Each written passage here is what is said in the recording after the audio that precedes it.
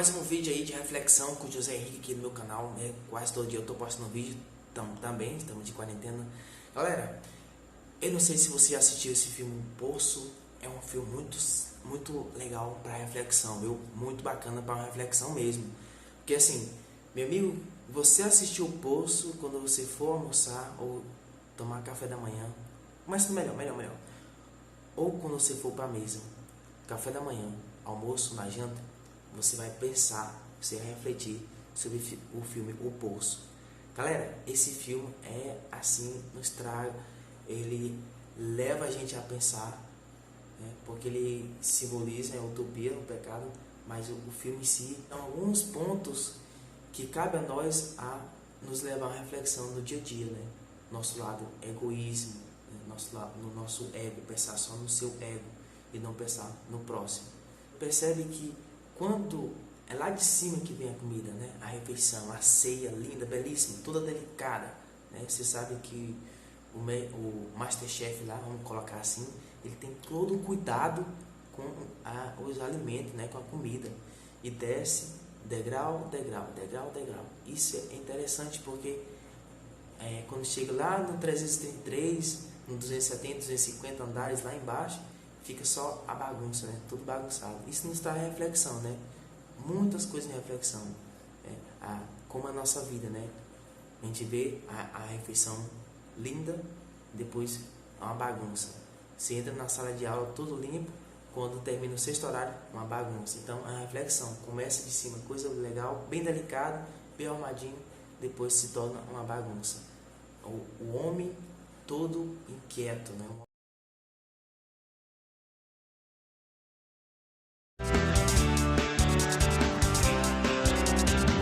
O meu lugar é o céu, é lá que eu quero morar. O Poço, filme, entre parênteses aí, o título desse vídeo, Pecado e Utopia. Vamos lá. O Poço, um filme espanhol de 2019, produzido pela Netflix, um dos filmes mais vistos e comentados nesses últimos dias. Trata-se de uma metáfora da vida em sociedade, falando da estratificação social e da condição de desigualdade provocada pela falta de solidariedade e o estímulo à competitividade, né, que gera a opressão do homem pelo homem. Pessoal, eu não sei o que cabe aqui nesse primeiro parágrafo aqui, que eu citei aqui para vocês, né? Olha só o que Augusto Cury, que é um cara que é bem conhecido no Brasil, olha só o que ele escreveu. Galera, é uma ótima reflexão, acho que cabe aqui esse assunto, né? Não estou falando de pecado e utopia, mas cabe aqui. Muitos empregados querem ser empresários, muitos empresários querem ser políticos, muitos políticos querem ser reis, muitos reis querem ser deuses, mas para espanto das ciências humanas, o único homem que foi chamado de filho de Deus queria ser servo. Quem é que nós estamos falando? Nosso Senhor Jesus Cristo, né? Citação de Augusto Cury. Cara, o filme é cheio de simbolismo e alegoria, né? Isso. Deixando alguns pontos passíveis de inúmeras interpretações, não sendo tão óbvia, a palavra óbvia foi muito colocada nesse filme, viu? Como repetia o velho Trismegisto. Aqui gostaria de dar a minha versão mais plausível sobre o final deste filme, em aberto, para logo depois fazer uma pequena ponte com a doutrina do pecado.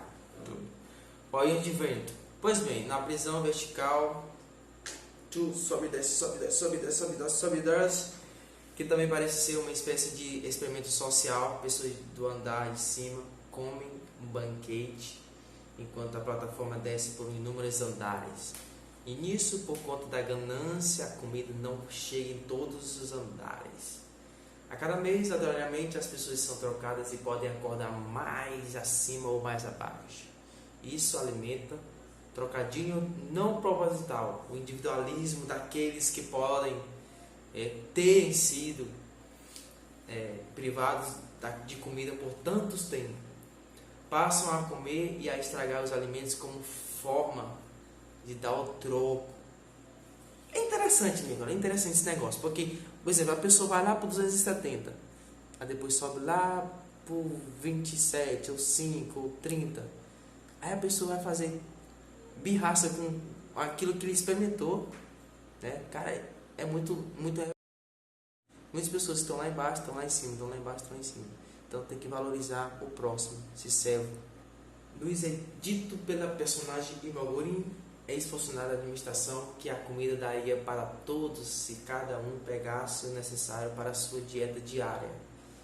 Do primeiro até o 333, dava para todo mundo. Aquele banquete dava assim, com certeza. O negócio é a ganância do homem. Kuring, o personagem principal da trama, vivenciou as delícias dos andares de cima e os horrores dos andares de baixo. Quando está no sexto andar, ele tem a ideia de fazer com que as pessoas de baixo tenham acesso à comida.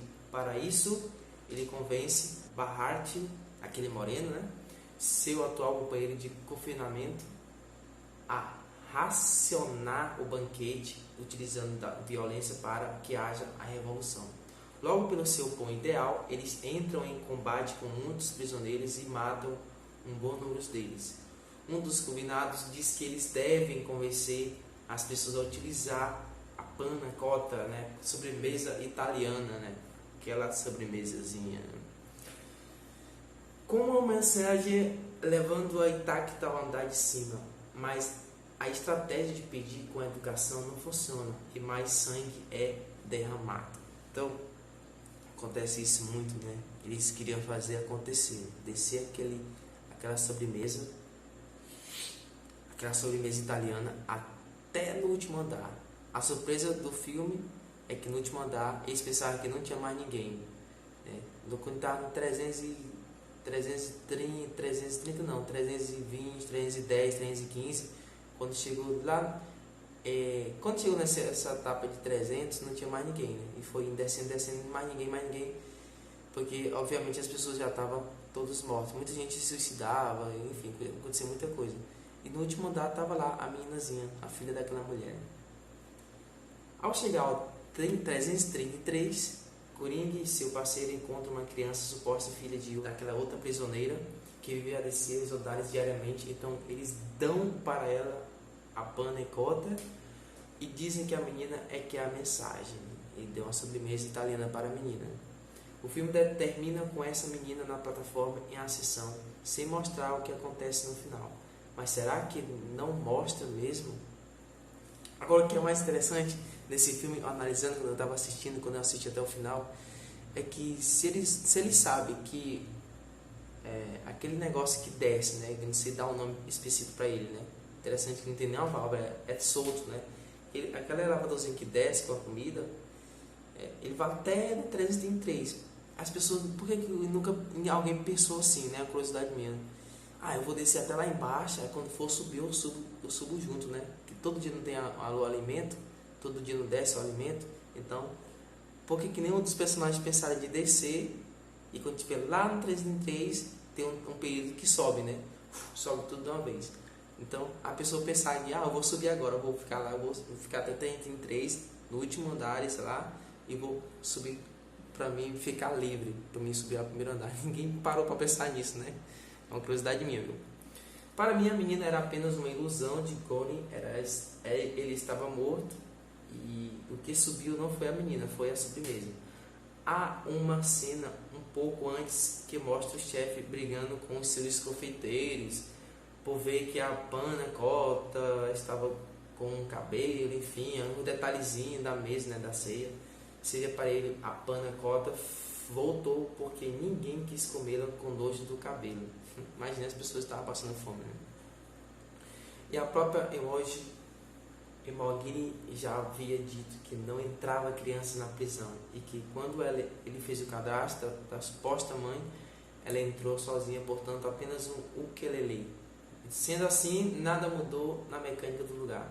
A mensagem foi interpretada erradamente, então quer dizer que não aconteceu, né? Essa hierarquia de não aceitar criança. Tinha criança assim.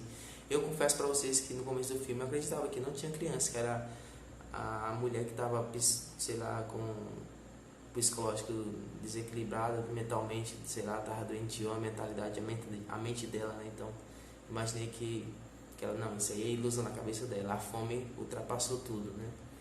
Kuring, que entrou no poço por sua própria vontade para parar de fumar e ler o Don Quixote, né, que é o ator principal do filme, acabou abraçando uma utopia e acreditou que estava lutando por algo nobre, assim como o próprio herói do seu livro, que acreditou que o bom serviço faz a Deus quem tira tão má raça da face da terra. E então lutou com moinhos de vento, achando-se tratar de gigantes. Então, esse Guri, esse cara é o ator principal. Obviamente ele morreu, né? Porque ele estava olhando as pessoas mortas lá, aquele senhor, aquele velho. Enfim, é interessante isso, né? Esse filme é muito legal. Quem não assistiu ele, recomendo assistir e leve para a sua vida, né? Reflete, principalmente na hora da alimentação, viu? O placebo e o remédio na questão do pecado, né? A revolução são uma utopia e não são capazes de acabar com a desigualdade no mundo. Isso aí. Muitas revoluções aconteceram e os que diziam a favor dos desvalidos e contra a manutenção dos status quo acabavam por criar um novo status quo. Que diziam ser contra a opressão, acabavam criando opressões para lutar pelo seu ideal. Como escreveu Orwell, a revolução dos bichos, né? Os porcos lideram a revolução da fazenda para liberar os animais da tirania do fazendeiro, mas depois já não se conseguia extinguir os porcos dos homens. Então isso simboliza a forma que aqueles homens comiam, né? Mostrando na prática, né? A rapidez. E esse autor principal, cara, ele comia com muita paciência, né? Ele não comia com aquela ganância, com aquela gula toda, entendeu? E vocês percebem que a maioria dos personagens do filme dos Andares comia sempre parecendo porcos, né? Segundo a Escritura, a pobreza é resultado de pecado. E este só será dissipado quando Jesus voltar em definitivo. Por isso, a pobreza persistirá enquanto o coração dos homens for governado pelo pecado.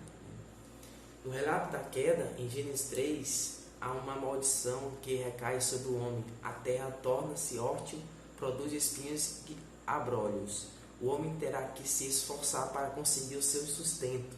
Prosperar neste cenário é algo muito dificultoso. Foi o evento da queda do homem que fez da desigualdade a configuração padrão do mundo agora corrompido. Por isso que na Escritura a sentença de que os pobres sempre estarão presentes neste mundo se faz presente em ambos os testamentos. Então a gente sabe que nós temos a concupiscência da carne, essa inclinação para pecar, né? Mas nós sabemos que veio o novo Adão, que é Jesus Cristo, e a nova Eva, que é a Nossa Senhora. Nós temos que abraçar a graça de Deus e procurar sempre renunciar ao pecado, renunciar a essas coisas mundanas mesmo. Isso não quer dizer que o cristianismo corrobora com a desigualdade social. Ele apenas nos diz que o remédio propagado para dar fim à desigualdade é um plebiscito. Deus ama a justiça e se identifica com os vulneráveis. Como o apóstolo Paulo diz, quando sou pequeno, sou grande.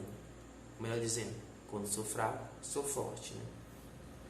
E é prerrogativa de Cristo acabar com toda dor, com toda a opressão, pois destruirá o pecado em definitivo. Apocalipse 21:4. Cabe a nós, como cristãos, católicos ou evangélicos, mas eu falo diretamente para os católicos, trabalhar no engajamento social, não entorpecidos por devaneios que só texam,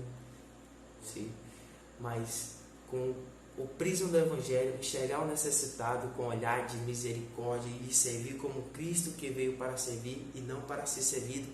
A exemplo dessa mensagem que eu coloquei de Augusto Cury, né? Muito legal isso aí. Nosso trabalho para minorar os efeitos da pobreza será constante, só não vamos erradicá-la. Por isso é uma prerrogativa messiânica. Trabalhemos enquanto aguardamos a consumação do seu reino e de justiça. Caros, é isso aí que eu queria partilhar com vocês aqui no meu canal, José Henrique Oficial. Se você gostou, se inscreva, deixa like. Se você já assistiu o filme, e no comentário do vídeo, se quiser colocar alguma coisa que eu não coloquei, que eu sei lá, esqueci de falar, ou se quiser criticar, fazer uma crítica construtiva, aceita, então tá valendo. Se você gostou, compartilha, se inscreva, deixa like. Se você gostou desse conteúdo, se quer mais, eu posso enviar aqui pra vocês. Valeu? Tamo junto, é nóis, fechou com mais um vídeo.